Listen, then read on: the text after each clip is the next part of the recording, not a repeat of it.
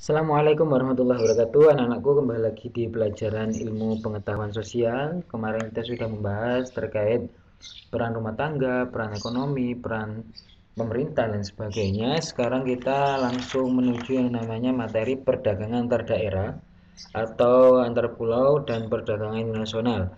Yang perlu kita bahas dulu adalah perdagangan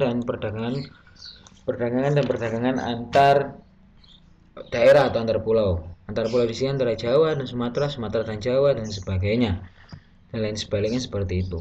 Di sini perdagangan adalah suatu kegiatan ekonomi yang sifatnya transaksional. Transaksional sebab melibatkan aktivitas tukar menukar barang dan jasa dengan kesepakatan tertentu antara pihak penjual dan pembeli tanpa melibatkan adanya unsur pemaksaan. Sedangkan perdagangan antara pulau atau perdagangan yang dilakukan oleh masyarakat suatu pulau dengan masyarakat suatu pulau lain atas dasar kesepakatan bersama. Jadi perdagangan antar pulau ini terjadi karena suatu wilayah tidak mampu memenuhi kebutuhannya sendiri, sebab masing-masing wilayah memiliki karakteristik atau dan sumber daya atau SDA, sumber daya alamnya itu beda-beda, jadi tidak bisa disamakan antara si A dan si B. Sebagai contoh di sini adalah perdagangan antar pulau bisa cermati pada contoh di sini perdagang kopi atau yang namanya itu lebih terkenal di Pulau Sumatera dengan Pulau Jawa. Masyarakat Pulau Jawa mendatangkan kopi dari Pulau Sumatera yang dikenal dengan wilayahnya yang dipenuhi dengan perkebunan kopi. Perdagangan ini berlangsung sejak lama dan akan terjadi namanya keduanya saling berhubungan dan membutuhkan. Jadi antara pedagang satu dengan pedagang dua ini sudah ada yang namanya kesepakatan sebelum pengiriman. Sudah ada ikatan kerja, apa yang dikirimkan, apa pendapatannya berapa, ini sudah disepakati. Tidak ada yang namanya unsur paksaan di situ. Selanjutnya, tujuan yang namanya perdagangan antar daerah dan antar pulau. Setiap perdagangan ada yang namanya tujuan. Apa sih yang tuju? Apa yang diinginkan? Perdagangan ini kok sampai dibawa ke antar daerah atau antar pulau tersebut. Perdagangan antar pulau bisa dilakukan secara tradisional yang dilakukan atau digunakan menggunakan kapal-kapal atau perahu sederhana yang bisa menjangkau satu pulau dengan lainnya, atau dengan cara modern melalui jaringan komunikasi seperti telepon, internet dengan dukungan kapal-kapal mesin yang modern sehingga mempercepat arus perdagangan antar pulau, perdagangan antar daerah atau antar pulau. Mempunyai tujuan sebagai berikut. Jadi yang pertama di sini ada dua, mendapatkan keuntungan dan memperluas yang namanya jangkauan. Jadi yang pertama, memperluas jangkauan pasar. Perdagangan antar pulau akan memberikan kesempatan bagi produsen untuk memperluas daerah pemasaran produknya. Misalnya, minyak kelapa sawit diproduksi di Pulau Sumatera, maka untuk memperoleh daerah pemasaran minyak kelapa sawit tersebut bisa dijual di Pulau Jawa, Kalimantan, Sulawesi, Papua, dan pulau-pulau lainnya yang jarang ada namanya kelapa sawit. Kelapa sawit bisa digunakan untuk alat make up, makanan, bahan bakar, campuran bahan bakar dan sebagainya, itu sangat dibutuhkan. Jadi daerah lain belum tentu bisa memilikinya, bisa ambil di Sumatera untuk mengirim barangnya. Ini disebut dengan memperluas jangkauan pasar. Jadi ketika dijual di Sumatera saja itu tidak mungkin, karena apa? Mereka kebanyakan miliki kelapa sawit. Ketika kelapa sawit banyak, mau dioper kemana? Mau dijual kemana? Otomatis kan harus ada yang namanya di perdagangan antar daerah atau antar pulau di situ. Yang kedua adalah memperluas jangkauan. Dengan luasnya daerah pemasaran dari sebuah produk akan meningkatkan jumlah penjualnya sehingga bisa meningkatkan yang namanya jumlah keuntungan yang diperoleh oleh produsen. Selain itu, dengan perdagangan atau perbedaan tempat akan memunculkan perbedaan harga yang lebih tinggi. Perbedaan harga itu bisa meningkatkan jumlah keuntungan. Jadi pengiriman dan sebagainya, antara kalau beli kelapa sawit, minyak tadi contohnya, minyak kelapa sawit di Sumatera sendiri murah, kenapa di Jawa sudah harganya beda? Ada yang namanya pengiriman, ada yang namanya pengiriman kapal, pengiriman ekspedisi dan sebagainya, kan butuh biaya. Itu yang membuat harganya berbeda dengan ketika belinya atau yang beli warga sekitar yang ada dari Sumatera. Selanjutnya adalah faktor pendorong dan manfaat perdagangan antar daerah dan antar pulau.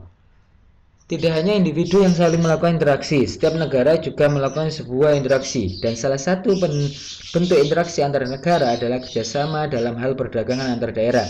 Terjadinya interaksi antar daerah dalam bentuk perdagangan disebut karena setiap daerah tidak dapat memenuhi kebutuhannya, entah itu disebabkan faktor SDM atau SDA, sumber daya manusia dan sumber daya alam, modal maupun teknologi, sehingga setiap negara harus menjalin perdagangan internasional dengan negara lain.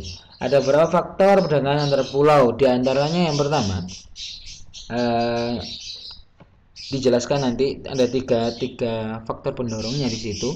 Jadi setiap daerah itu yang namanya butuh dengan daerah lain, itu yang perlu ditekankan.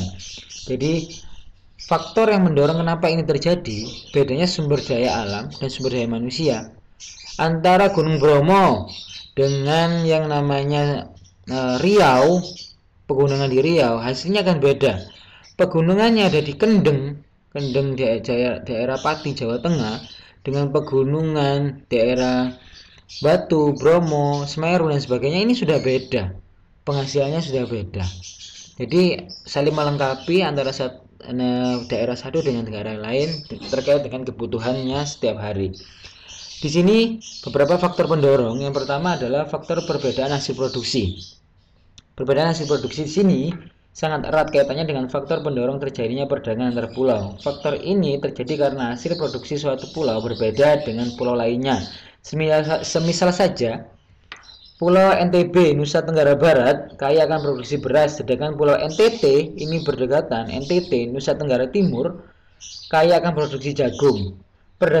Perbedaan ini akan mendorong terjadinya perdagangan antar pulau, sehingga kekurangan kebutuhan setiap pulau dapat terpenuhi dengan mendatangkan barang dan jasa dari pulau lain, saling melengkapi satu sama lain. Yang kedua adalah faktor perbedaan harga barang.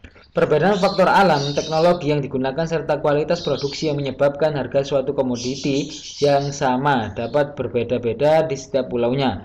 Untuk mendapatkan keuntungan semaksimal mungkin, tentu para pelaku kegiatan ekonomi akan mencari barang dengan harga serendah mungkin untuk mendapatkan keuntungan setinggi mungkin.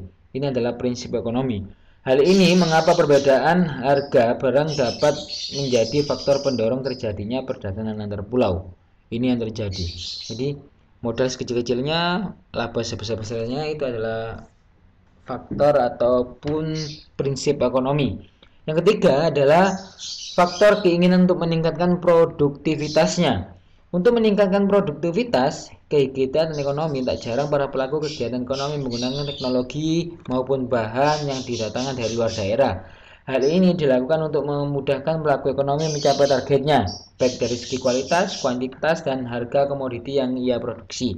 Jadi kenapa didatangkan dari daerah lain? Dikarenakan mereka dikejar yang namanya kuantitas. Setiap hari harus ngirim berapa, setiap hari harus daerah A dikirim berapa, dikirim ke pulau ini berapa. Ini adalah komoditasnya atau faktor keinginan meningkatkan komoditasnya ini sangat tinggi, otomatis produksinya semakin bertambah dan akan membutuhkan barang-barang dari daerah lain untuk memenuhi namanya produktivitasnya. Contohnya di sini, ini banyak contoh di sini. Ini adalah daerah-daerah yang beda. Daerah bawang ini nanti bisa dikirim ke daerah yang tidak berkebun bawang. Lobster ini ada daerah-daerah yang memang bukan pesisir atau orang kota yang butuh atau perlukan lobster, bisa dibutuhkan di situ. Ada yang namanya pengrajin kayu, daerah yang jarang adanya pengrajin bisa beli di pengrajin. Ini adalah sistem ekonomi atau sistem yang ada di sekitar kita, adalah perdagangan antar daerah atau antar pulau. Itu saja anak-anak, semoga semuanya bisa jadi pengusaha, menjadi wirausaha yang hebat nantinya. Sekian dari Pak Rahman, wallahul muwaffiq ila aqwamit thoriq. Wassalamualaikum warahmatullahi wabarakatuh.